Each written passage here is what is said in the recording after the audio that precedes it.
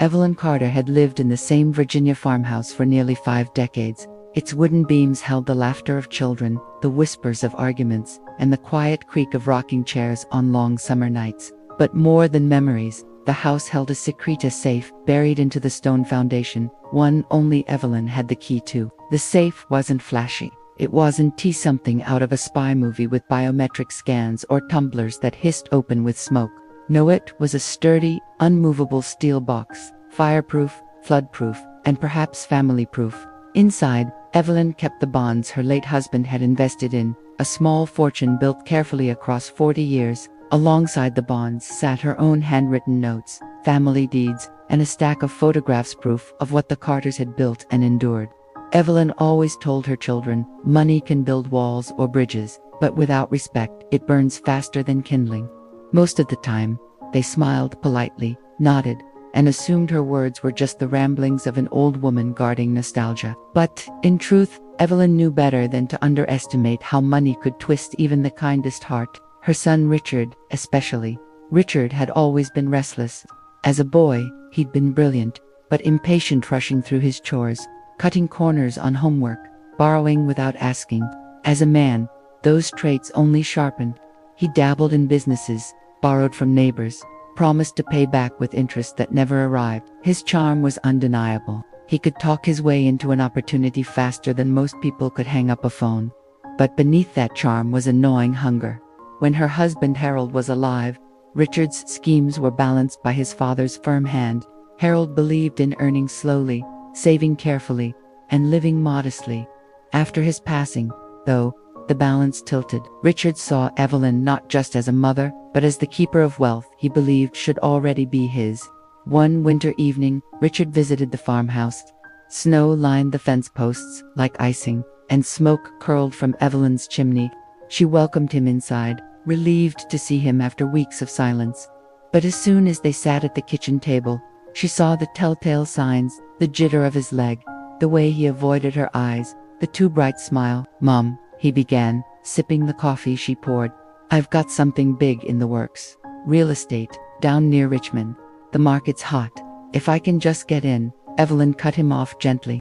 "And how much are you asking me for?" Richard's smile faltered, but only for a heartbeat. 50,000, just enough to secure the deal. It's nothing compared to what Dad left behind. We both know there's plenty locked away. Her hand stilled on the rim of her mug.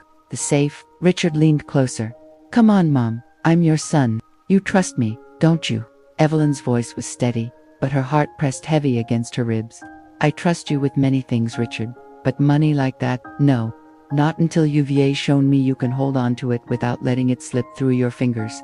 He slammed his palm against the table, the coffee cups rattling. "It's my inheritance.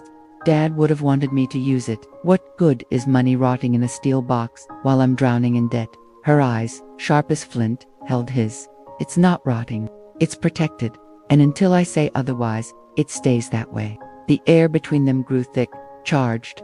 Richard stared at her, jaw clenched, then rose abruptly. "You can't hold it forever, Mom. One day, that key will be mine." He left the farmhouse with snow crunching angrily under his boots, and Evelyn sat at the table long after the door shut, her trembling hand brushing the chain around her neck, the chain that held the small brass key. That night, she couldn't sleep. The storm outside howled, but louder still were the echoes of Richard's words. "One day, that key will be mine." She feared not only for her savings, but for what kind of man her son was becoming. Weeks passed. Evelyn continued her routines, feeding the chickens, attending Sunday service, baking pies for the church charity drive. But each time she descended into the cellar where the safe sat, her eyes lingered on it longer. She began to wonder, was she safeguarding her family's future or fueling its fracture? Then came Christmas. The Carter farmhouse had always been the gathering place for the holidays. Cousins sprawled across couches, aunts and uncles bickered in the kitchen, and children tore through the halls with sticky fingers from candy canes. Evelyn lived for those moments, the noise, the joy, the sheer aliveness of it all. But that year, as December drew near, the invitations remained unsent. Richard had been calling more often, pressing her for just a little help.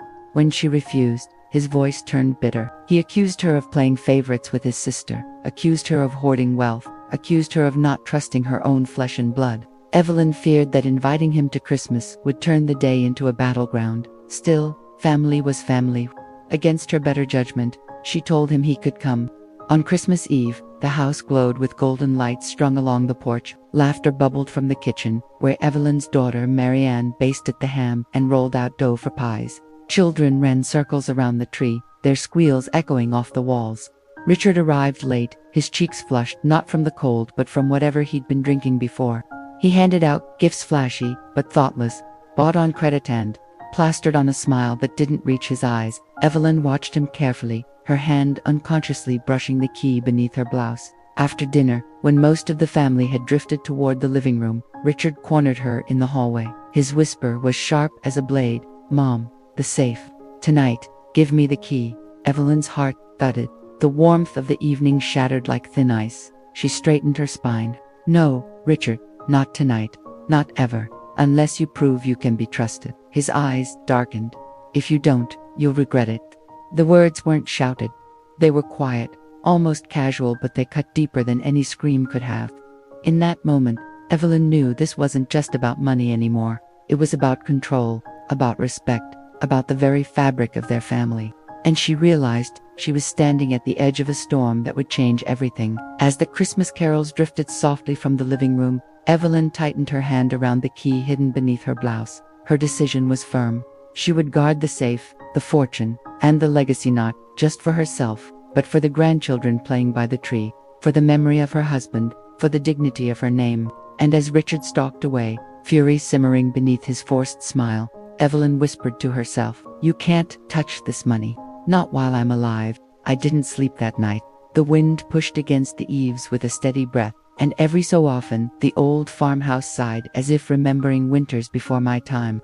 I lay awake listening for footsteps that never came, for the brittle snap of a window latch, and for the whisper of voices plodding in the hallway. I kept the chain with the key wrapped twice around my wrist, the cool brass kissing my pulse. Just before dawn, I rose and pulled on Henry's wool cardigan. It still smelled faintly of cedar and engine grease. Down in the kitchen, I set water to boil and watched the blue flame lick the bottom of the kettle. While the eastern sky bruised from purple to gray, a fox cut across the field, a quick rust-red seam against frost, the kind of sight that used to make me call for the grandkids to come look.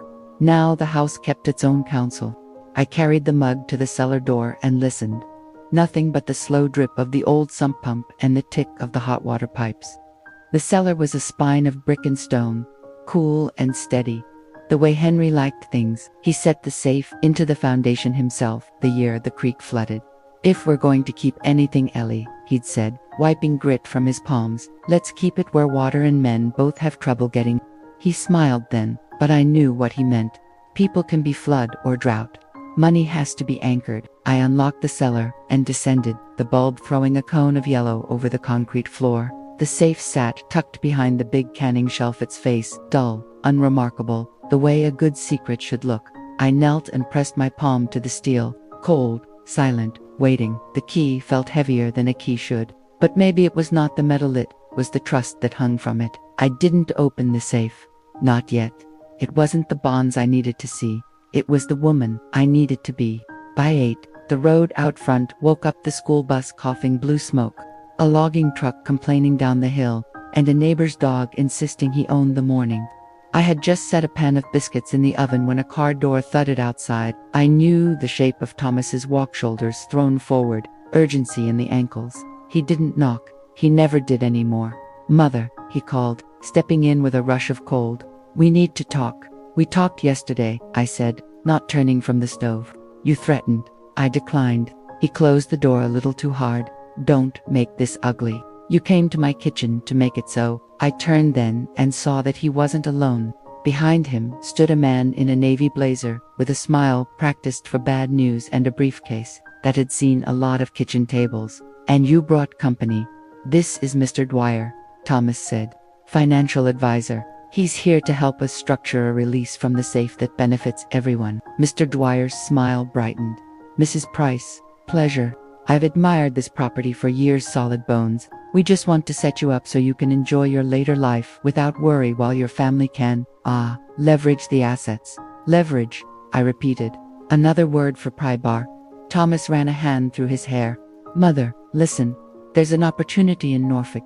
If we can move quickly. You mean if I can move quickly? I said. Because without me, nothing moves at all. I pulled the biscuits from the oven and set them on the counter, the kitchen filling with butter and heat. I slid a plate toward them. Eat, men sell Kinder after bread. Thomas ignored the plate. Mr. Dwyer took one biscuit with the air of a man pocketing a coin he didn't quite earn. You're the executor, he said, chewing. But there are ways to streamline. A secondary custodian. Perhaps your son. We can draw up papers. You can draw up the ocean with a bucket, I said. But it won't hold still. I stepped closer so he could see my eyes. No one becomes custodian while I am alive. That was Henry's instruction and mine. Thomas's voice sharpened. Dad's dead. He doesn't get a vote. On the contrary, I said, quiet enough that he had to lean toward me. He left his vote folded into legal paper 10 pages deep. You've read none of it. Because you keep it under lock, he snapped. Because I keep promises, I answered. Mr. Dwyer cleared his throat. Mrs. Price, forgive me. I specialize in family transitions. Often elders cling to control out of fear. Our model creates dignity, while my dignity is not a model, I said. It is a spine. Silence cut the room. The clock filled it. The smell of biscuits, once friendly, grew heavy. Thomas pressed his fingers to his eyes as if squeezing out patience. Fine, if you won't help, I'll find another way. There is no other way that keeps you inside the law, I said, and I let the words sit like hot iron. You are my son, Thomas. I love you. But if you break into my cellar, I will call the sheriff and testify with both hands on the Bible. His head jerked, wounded and angry at once. You'd turn me in. I would turn you back, I said, toward the man you could still be. He swore softly, the kind of word he used to be ashamed to say in front of me, then stalked toward the door. Mr. Dwyer set the biscuit back on the plate, suddenly not hungry. We'll be in touch, he said, and followed. When the engine noise washed away, I stood very still, letting the quiet collect itself. The biscuits cooled. The fox returned to the fence line and sat on its haunches, watching the house like a detective. I wanted to sit down and cry. I made myself sweep instead. Grief doesn't shorten when you feed it. It just fattens. By noon, Sarah called. Her voice tried to sound gentle and landed on brittle. Eleanor, we all want what's best. Thomas is desperate. You know how he is with opportunity. If you'd just give him a start. I gave him a start, I said. 39 years ago in the delivery room. He has been starting ever since. A breath over the line that might have been a laugh if it had any air left. I don't want this to divide us, she said. Families share. Families protect, I said, especially from the worst in ourselves. I softened then. Sarah, you are a good mother. Keep Lily close. Teach her that no one owes her a shortcut. That evening, the house filled with the small sounds of winter settling timbers adjusting, heat coming on with a hollow rush, the radio muttering hymnals from the church station. I made stew enough for two and set a bowl across from mine out of habit. When I caught myself, I slid the extra bowl back into the cabinet. The emptiness stung, but I let it sting. Pain has a purpose when it keeps you from repeating the same road. I took the lantern and went to the porch. Stars stitched the cold sky, bright and indifferent. Across the field, the Carter place showed a square of yellow in a window. Someone there was telling a child to brush his teeth. Life, ordinary and stubborn, went on. I wrapped the cardigan tighter and decided two things before I slept. I would move the most sensitive papers from the safe to the bank deposit box in town, and I would bring Pastor Allen into my confidence. If Thomas wanted theater, I would bring a witness. The next morning I drove into town, the gravel sparking under the tires. Main Street wore its December face garlands strung from lamppost to lamppost, the bakery window fogged, the barbershop's striped pole turning like time itself. At First Commonwealth Bank, the vault smelled faintly of oil and old envelopes. Mrs. Jenkins behind the counter took my signature with a nod that said she'd seen more families torn by paper than by storms. I slid a manila folder into the safe deposit drawer, copies of the trust, the deed, the inventory lists, and a letter to my attorney authorizing him to move the bearer bonds if anything happened to me. On the way out, I stopped by Pastor Allen's office. He poured coffee and listened with the patience of a man who had coached boys into men and watched some of them fail. You're not punishing him, he said when I finished. You're keeping a promise. I am also losing my son, I said. "You are losing his disguise," the pastor answered. "Sometimes truth doesn't fix a thing. Sometimes it reveals it." Driving home, I passed the sheriff's cruiser idling near the turnoff. Sheriff May tipped 2 fingers from the steering wheel in a way that meant he'd heard things rattling in town. I tipped mine back. The fox trotted the fence again as I parked. Some patterns comforted me. The stubborn animal, the square house, my own bones carrying me inside. Late afternoon brought a pearl gray light that pressed shadows into the corners. I was carrying wood in from the stack when I saw the prince boot treads stitched into the soft edge of the garden bed leading toward the cellar door. Not mine, not the meter man's. Too fresh for last night, too deep for a child. My mouth went dry. I set the wood down without noise and followed the prints with my eyes to the hasp on the cellar door. A new scratch scored the metal near the lock, like a test more than a strike. I did not open the door. I went back inside, dialed the phone, and called the sheriff. "May," I said when he answered, "I believe someone is measuring my house. I'll drive by after supper," he said, "and I'll make a note to swing by in the night." "You want me to talk to Thomas?"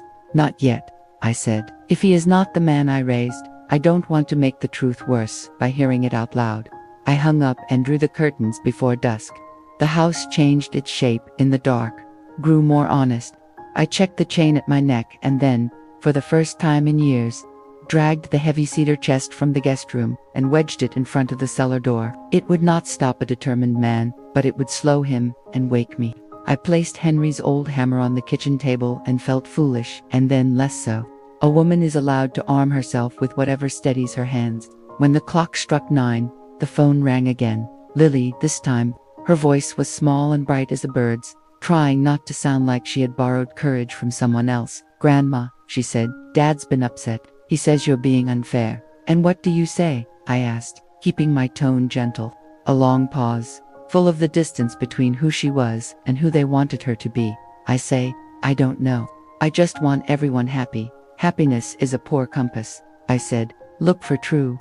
It points better." I heard her breathe. "Come visit tomorrow," I added. "I'll tell you a story about your granddad that nobody else knows." "Okay," she said. "I love you." "I love you bigger," I said. And after we said goodnight, I stood at the window a long while, watching the yard turn the clean blue of winter.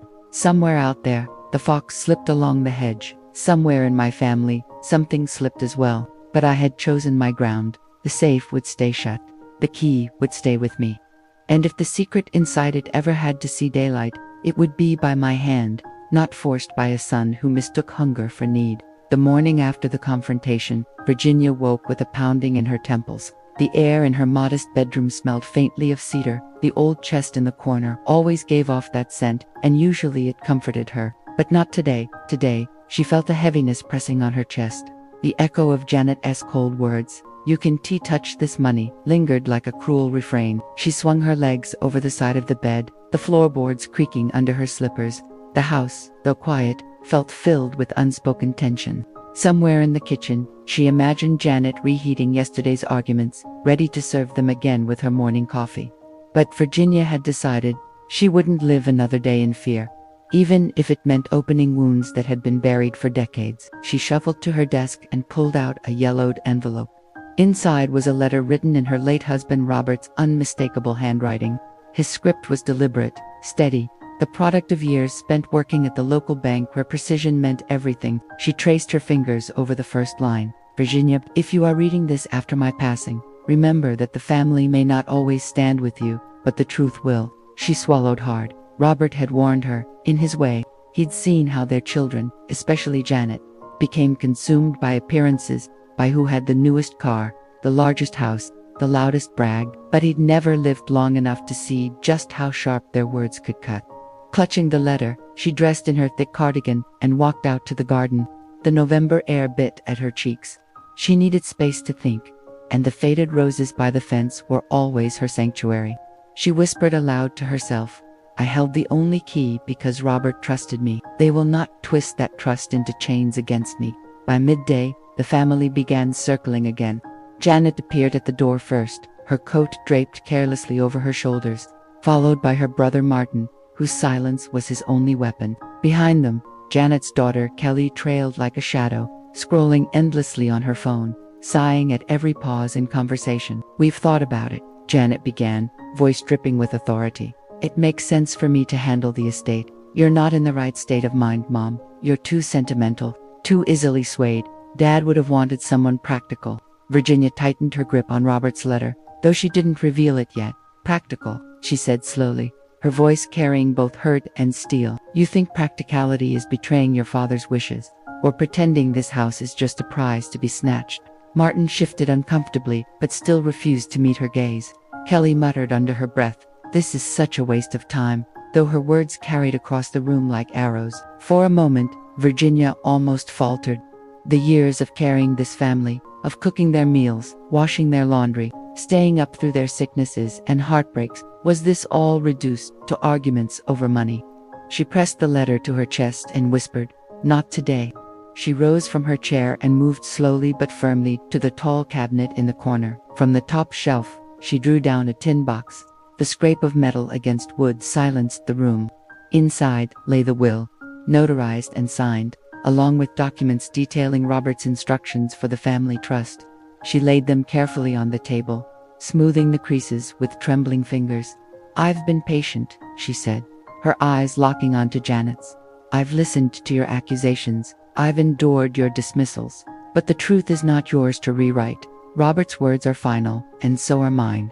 She opened the will and read aloud, her voice steadier with each word. "I name my wife, Virginia, as executor of my estate. She alone shall have the authority to manage all assets, including the safe, until she deems fit to distribute them." The silence was deafening.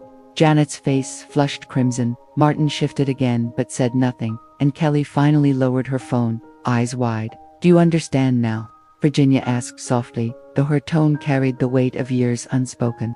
"I held the only key, not by accident, not by whim. Your father trusted me with this, and I will not let his trust be trampled." Janet's lips curled into a sneer. "You think waving old papers in our faces will change anything?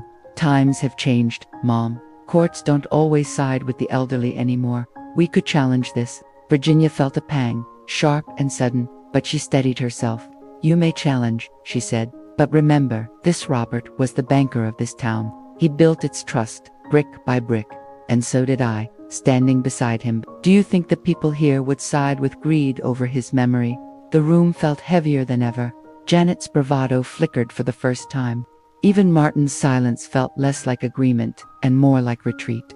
And Kelly, perhaps realizing this battle wouldn't be so easily won, slipped out of the room, muttering excuses about a call. Virginia closed the will and placed it back in the tin box, returning it to the shelf. She left the letter on the table, though, its words lingering like a flame against the cold. "Dad warned me," she whispered to herself once they had left. "He knew the storm would come, but he also knew I'd stand." That night, as the wind rattled against the windows, Virginia sat in her chair with a steady calm. She had faced the worst of their accusations, and though the battle wasn't over, she felt Robert's presence in every word she had spoken. The house creaked, the safe sat quietly in the corner, and the key rested in her cardigan pocket, warm against her skin. They might try again tomorrow. They might come with louder threats, with legal papers, with sharpened tongues, but she had chosen her ground. She would not surrender, not the safe, not the will, not Robert's trust. For the first time in weeks, Virginia slept without waking in the night. The storm outside passed, but she knew another one was on its way. "Still," she whispered as she drifted into sleep, "let it come. I'm ready." The next morning dawned with a brittle stillness. Frost clung to the edges of the windows, painting delicate veins of white across the glass. Virginia stirred her tea slowly, the porcelain cup rattling slightly against its saucer. She could sense it in her bones, the calm before another storm. Sure enough, the knock came not long after. This time, it was louder, sharper. Not the tentative rapping of family, but the insistent pounding of someone who wanted to be obeyed. Virginia tightened her robe around her shoulders and opened the door. Standing there were Janet and Martin again, but now they were not alone. A man in a gray suit accompanied them, briefcase in hand, his expression polished and professional. "Mom," Janet began briskly, stepping inside without invitation. "This is Mr. Callahan. He's here too. Help us make sense of things." Virginia's eyes narrowed. "A lawyer," Mr. Callahan cleared his throat. "Merely here to advise the family on potential options, ma'am." Martin avoided her gaze again, staring down at the rug as though it held the answers. Janet, however, was unflinching. "We're serious about this, Mother. You can't just hide behind Dad's old will forever. Times have changed. The money in that safe is wasted, locked away like some relic. We need it for real things, for investments, for opportunities." Virginia lifted her chin, her hand brushing against the pocket where the key rested, steady and warm. "And who decides what is wasted? Janet, you, this lawyer you've dragged here." Janet's eyes flickered with annoyance. "Someone has to. You're living in the past. Dad's been gone for years.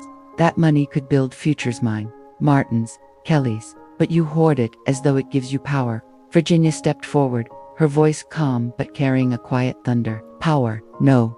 Responsibility. Your father entrusted me with that responsibility, and I will not let greed rewrite his wishes." The lawyer interjected cautiously. "Mrs. Whitmore, perhaps if you allowed your children partial access." "Partial access?" Virginia snapped, her eyes suddenly fierce. "To what did Robert build with his life's work? To what did he preserve for this family? No, Mr. Callahan, you mistake me for someone who doubts herself. I don't." The room hung in silence, the weight of her words thick in the air. Janet crossed her arms, her face tightening, but there was a glimmer of hesitation. Virginia could see it. Even Janet, with all her bravado, knew the will was ironclad. "Mom," Martin finally spoke, his voice barely above a whisper. "Why can't you just trust us?" Virginia turned to him, her eyes softening despite everything.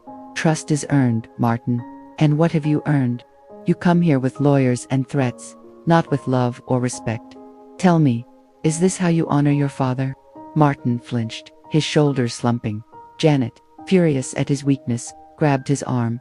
"Don't let her guilt you, Martin. This is exactly what she does, turns everything back on us." Virginia closed her eyes briefly, steadying her breath. When she opened them again, her resolve was like steel. She walked to the safe, the heavy iron thing sitting silently in the corner, and placed her hand upon it. "This safe isn't just about money. It holds his journals, his records, his legacy. The wealth is only part of it. The rest, the part you cannot measure in dollars, is far more valuable. And until you see that, you'll never understand why I hold this key so tightly." The lawyer shifted uncomfortably. Janet scowled. Martin remained silent. "Leave," Virginia said at last, her voice low but immovable. "Leave my house. If you truly want to honor your father's memory, come back when you're ready to see more than dollar signs. Until then, the safe stays shut." For a long moment, Janet didn't move. Her eyes darted between her mother and the locked safe. Then, with a sharp exhale, she snapped her bag shut and turned on her heel. Martin followed reluctantly, the lawyer murmuring a quick apology before trailing behind them. The door closed, and Virginia leaned against it, her chest rising and falling heavily. She was trembling, but she knew she had not faltered. The safe was still closed, the key still hers. That evening, as the sun sank low and shadows stretched across the garden, Virginia sat by the fireplace. She pulled out Robert's letter once again and read the final line aloud. Her voice soft but certain. "When they come for what is ours, stand firm. Because love is stronger than greed, and truth will outlast both." She let the words settle in the room, warm and steady. For the first time in weeks, she smiled, but in the quiet of the night, she knew Janet was not finished. Greed rarely surrendered so easily. The following days carried a fragile peace. Virginia tended her garden, clipped the frostbitten roses, and hummed old hymns while stirring stew on the stove. Yet the memory of Janet's glare lingered like smoke in the back of her mind. She had weathered her children's accusations before, but something about the lawyer's presence told her the fight was far from over. She didn't have to wait long to be proven right. On the third evening, as she was folding the laundry, the phone rang. Virginia picked up, expecting it to be a neighbor, or perhaps the church committee. Instead, Janet's voice came sharp through the receiver. "Mother, you've forced my hand. I've spoken with the estate lawyer. We're contesting Dad's will." Virginia froze, the folded sheet slipping from her grasp. What? You heard me. You've left us no choice." Janet pressed on, her tone a mix of triumph and irritation. "You can either work with us and open the safe willingly, or you can fight us in court. But one way or another, the money is coming out of that safe." Virginia's hand trembled against the phone, but her voice held firm. "Do what you must, Janet. I've stood before harder storms than this. Your father's will is stronger than your greed. Janet scoffed, muttered something under her breath, and hung up. Virginia set the receiver down slowly, her heart pounding, contesting the will. It was an insult not just to her but to Robert's memory. She walked to the safe, laid her palm against its cold steel, and whispered, "They don't understand, do they? But I'll keep your wishes safe. I'll keep you safe." The next week was a whirlwind. Letters arrived from lawyers, court dates were threatened. Janet and Martin sent accusatory messages, framing her as the obstacle standing between them and their future. At church, Virginia forced a smile, but her friends could see the weight pressing on her shoulders. One Sunday after service, Pastor Reynolds approached her gently. "Virginia, you've always carried yourself with dignity. But remember, you don't have to carry every burden alone. Sometimes, letting others in is not weakness, it's wisdom." Virginia smiled faintly, though her eyes betrayed her wariness. "Thank you, Pastor, but this is one fight I must carry. It isn't just about me, it's about Robert, about his word. And if I let go of that, I let go of him." That night, she sat before the fireplace again, pulling out the small stack of Robert's letters. She read them over, one by one. Each word was a reminder of why she held the key. Each phrase renewed her strength. Still, doubt crept at the edges. Was she too harsh? Was she blind to her children's struggles? She thought of Martin's downcast eyes, of how quickly he bowed beneath Janet's commands. She thought of Kelly, her granddaughter, sweet and kind, who might one day wonder why her family fractured over a locked safe. But then she remembered Janet's smirk, the lawyer's polite insistence, and the cold word contest. Doubt turned to fire. Days turned into weeks, and Virginia held her ground. When Janet sent another lawyer to her home, Virginia met him at the door, stood tall, and declared, "Sir, you may tell my daughter she can bring 100 lawyers if she likes. This key will not move until I know she sees more than money." The lawyer shifted uncomfortably, muttered a forced "very well," and left. Virginia closed the door, leaned her back against it, and let out a shaky laugh. She was nearly 80, but in that moment, she felt as unbreakable as the safe itself. One cold evening, as snow fell softly outside, a knock came again. This time, it wasn't sharp or insistent, it was hesitant. When Virginia opened the door, she found Martin standing there alone, his hands shoved deep in his coat pockets, his eyes avoiding hers. "Mother," he said quietly, "may I come in?" Virginia studied him for a long moment, then stepped aside. Inside, Martin stood by the fireplace, staring at the flames. He looked older somehow, lines etched deeper into his face. At last, he spoke. "I didn't want any of this, Janet. She pushed me. I thought maybe if we got access to the money, I could finally make something of myself, but it's not worth it. Not like this." Virginia's throat tightened. "Oh, Martin." He turned toward her, his eyes filled with shame. "I'm sorry, Mother. I shouldn't have let it go this far." She reached for his hand, squeezed it gently. "It's never too late to turn back, son. You may not understand now, but that safe holds more than money. It holds your father's soul, and I need you to protect it with me, not against me." Martin nodded slowly, tears glimmering at the edges of his eyes. "I'll try, I promise." Virginia felt a flicker of hope. Perhaps one child would come back to her side. Perhaps not all was lost. But deep inside, she knew Janet was still plotting, and Janet would not be so easily softened. Virginia sat by the fire long after Martin left, the key still in her pocket, the safe shut. She whispered once more to Robert's memory, "I will not fail you, no matter what storm they bring." The first thaw of spring did little to melt the frost in Janet's heart. She had grown more determined, her calls colder, her words sharper. Virginia's answering machine became a battlefield of accusations. "You're selfish. You're ruining the family. You'll die clutching that key. And for what?"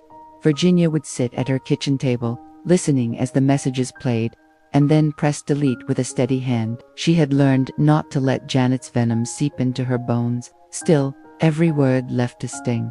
Martin visited more often now, usually slipping in quietly at dusk.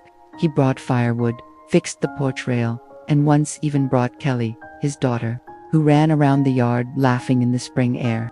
Virginia's heart lifted whenever she saw her granddaughter chasing butterflies, her innocence untouched by family strife. One evening, Martin sat across from his mother, his hands wrapped around a steaming mug of tea. "Janet's not going to stop," he said softly. She's convinced herself she's entitled to everything in that safe. Virginia stirred her tea slowly, her eyes thoughtful. Entitlement is a dangerous poison, but one thing she doesn't understand is this. Love cannot be bought, and neither can respect. She may win a case in court, but she will never unlock what matters most. Martin nodded, but worry lingered in his face. Mother, what if she does take you to court? What if the judge sides with her? Virginia's lips curved into a tired but resolute smile. Then I will sit in that courtroom, Martin, and I will speak the truth. And if they strip me of the safe, they cannot strip me of my dignity. Robert's words live in me. Not even a judge's gavel can erase that. Weeks later, the battle reached a boiling point. Janet arrived unannounced one afternoon, her car screeching into the driveway. She stormed up the porch steps, her lawyer trailing behind with a leather briefcase. Virginia was sweeping the floor when the pounding knock shook the door. When she opened it, Janet pushed past her into the living room. This has gone on long enough, Mother. Either you open the safe today, or we file the papers tomorrow. Virginia set her broom aside and folded her hands calmly. And what do you expect to find, Janet? Gold bars, endless riches. Do you truly believe your father left you a fortune without responsibility? Janet's eyes narrowed. I expect what's rightfully mine. You've guarded that safe like it's the crown jewels. Why else? Unless you're hiding something. Virginia let out a long sigh. I'm hiding nothing but your father's trust. That safe does not hold what you think it does. The lawyer cleared his throat, shifting uncomfortably. Mrs. Langley, if this matter proceeds to court, your daughter has the right to contest. Virginia raised her hand, silencing him. Her voice, though soft, carried weight. Sir, my daughter has the right to greed, but not to rewrite history. This home is not a battlefield, and my husband's memory is not her pawn. Janet's lips curled into a bitter smile. You think you're clever, Mother, but I'll get what's mine, with or without your blessing. With that, she spun on her heel and marched out, slamming the door so hard the windows rattled. The lawyer muttered an awkward apology before hurrying after her. Virginia stood alone in the silence, her heart pounding, but her expression unwavering. She walked to the safe, placed the key gently against its lock, and whispered, Not yet. Not for her anger. Not until she learns. That night, Virginia barely slept. Memories of Robert's voice echoed in her mind. Trust the safe, Virginia. Trust the key. One day, they'll understand. But doubt whispered in her ear. What if Janet never understood? What if her stubbornness tore the family apart beyond repair? Morning brought no peace. A letter arrived in official notice. Janet had filed the paperwork. A court date was set. Martin came by that afternoon, the letter trembling in his hands. Mother, it's happening. She's doing it. Virginia took the paper, read it slowly, and then folded it neatly. So be it. If she wants a fight in front of strangers, then strangers will hear the truth. When the day arrived, Virginia dressed in her best navy dress, the one Robert had always admired. She pinned her silver hair back, slipped the key into her pocket, and walked into the courthouse with Martin at her side. Janet sat across the aisle, her expression cold, her lawyer whispering strategies in her ear. The judge, a stern man with weary eyes, called the session to order. Janet's lawyer spoke first, painting Virginia as controlling, withholding, and an obstacle to her children's rightful inheritance. Virginia listened quietly, her hands folded in her lap, her gaze steady. When it was her turn, she rose slowly, her voice calm but unwavering. My husband, Robert Langley, left behind a will that named me executor. He trusted me, not because of money, but because of faith. That safe, you all argue over it, does not contain treasures to make anyone rich. It contains his words, his journals, his wishes, his love. To hand it over without understanding would be to betray everything he stood for. A hush fell over the courtroom. Even Jeanette's lawyer looked startled.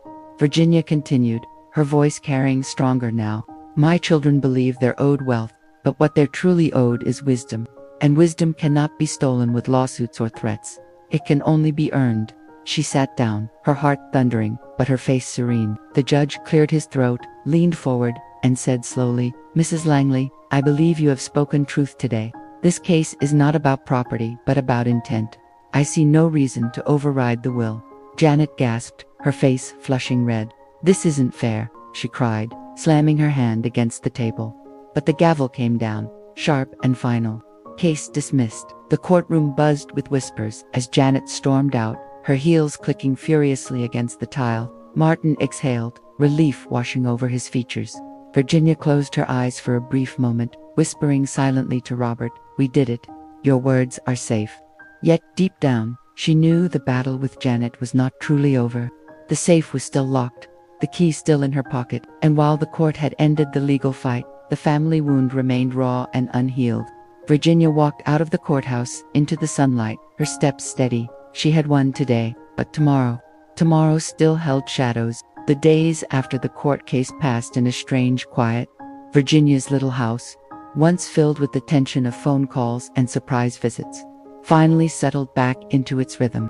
Birds chirped outside. The kettle whistled as it always did. And the steady ticking of the mantel clock carried on as if nothing had changed. Yet Virginia knew something had changed. Not in the law or the safe, but in the eyes of her children. Martin came by often, carrying fresh bread or a basket of apples. He said little about the case, but his gratitude lived in the small things: stacking her firewood neatly, patching a leak in the roof, making sure her garden fence stood strong. His presence was a comfort, a reminder that Robert's trust had not been misplaced in everyone. Janet, however, was another story. She vanished after the trial, her calls silent, her anger smoldering somewhere unseen. Some nights, Virginia sat by the window and wondered if Janet's car might come roaring down the drive again. But it never did. Only silence. One April afternoon, when the air smelled of new grass and rain, Virginia unlocked the safe for the first time since the court battle. The heavy door creaked open, revealing its quiet treasures: Robert's leather-bound journals, a bundle of faded letters, and the manila envelope containing his will and notes. Her fingers brushed over the worn covers. Each page held her husband's voice, his thoughts on family, on work, on the values he hoped to pass down. One journal in particular carried his last entries. She opened it gently, and her eyes blurred as she read. "If they come for the money, remind them what wealth truly is. Remind them that a man is remembered not by the coins he leaves, but by the love he gives. If they forget, Virginia, hold the key, hold it until they are ready. They may hate you now, but one day, they will see." Virginia closed the journal with trembling hands. She pressed it to her chest, whispering, "Oh, Robert, I hope you're right. I hope she'll see." 2 weeks later, her hope was tested. A letter arrived in Janet's handwriting, the first since the trial. Virginia hesitated before opening it, her hands wary. Inside, the words spilled across the page, sharp at first, then faltering. "Mother, you think you've won, but all you've done is push me out. I don't know why you love that safe more than your daughter. Maybe one day I'll understand. Or maybe I won't. But I can't fight you anymore. I'm tired."